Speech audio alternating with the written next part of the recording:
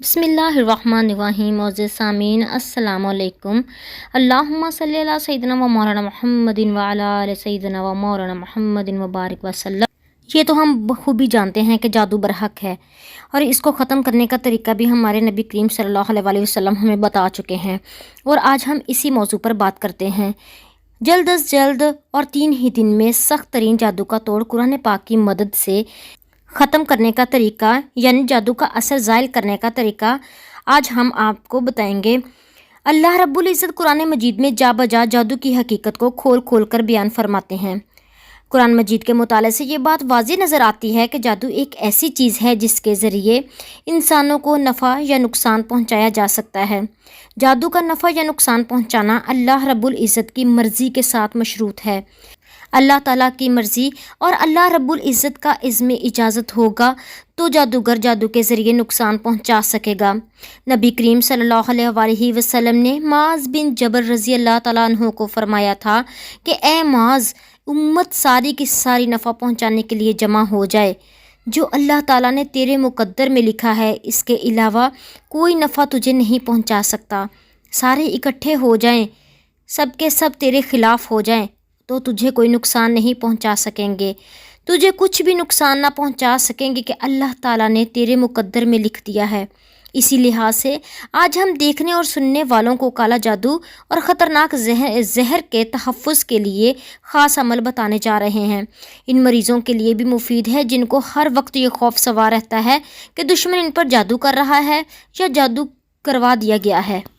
اگر کوئی شیطانی وار چل جائے تو اللہ تعالیٰ کے کلمات سے مدد لینی چاہیے۔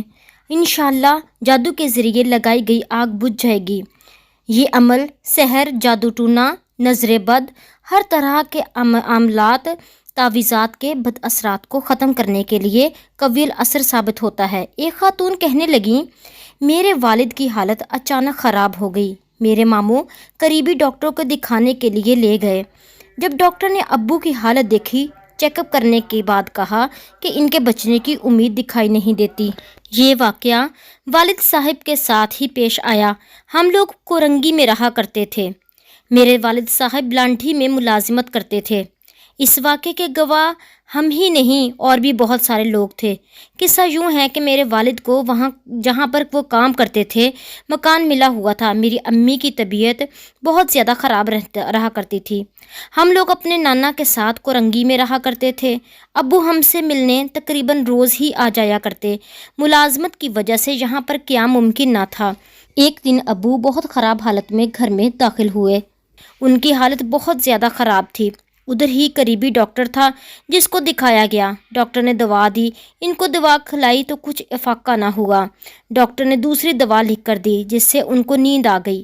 اچانک بیداری پر امی سے کہنے لگے کہ تم میرا پاؤں کیوں کھینچ رہی ہو؟ امی نے یقین دلایا کہ میں آپ کا پاؤں نہیں کھینچ رہی۔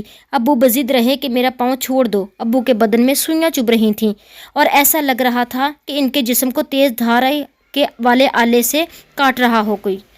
ان کو سخت بے چینی محسوس ہو رہی تھی۔ ڈاکٹر نے چیک اپ کرنے کے بعد کہا ان کے بچنے کی امید نہیں۔ میرے نانا ایک بزرگ کی بیت میں تھے جو انتقال کر چکے تھے، ان کی خانقاہ تھی۔ میرے نانا ان کے پاس گئے، انہوں نے کہا کہ ان پر جادو ہو گیا ہے، یہ پانی دم کر کے دے رہا ہوں، ان کو پلا دینا۔ ٹھیک 12 بجے وہ اٹھ کر بیٹھ جائیں گے۔ دم کیا ہوا پانی نانا گھر لے آئے۔ ابو کو دم کیا ہوا پانی پلا دیا گیا۔ یقین مانیے میرے ابو ٹھیک 12 بجے اٹھ کر بیٹھ گئے اور ابو بالکل ٹھیک تھے۔ جی، میں وہی عمل آپ کے گوش گزار کر رہی ہوں، آپ بھی یہ عمل نوٹ فرما لیں۔ انشاءاللہ تعالیٰ اس سے 3 ہی دن میں ضرور افاقہ ہوگا۔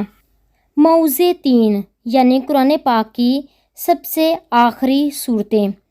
3 صورتیں، سورہ اخلاص، سورہ فلق اور سورہ ناس۔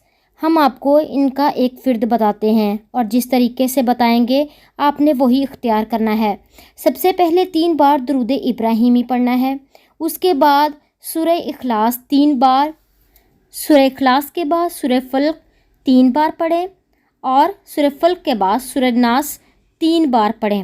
اس کے بعد آیت الکرسی 7 بار پڑھنی ہے اور 7 بار اپنے اوپر دم کرنا ہے۔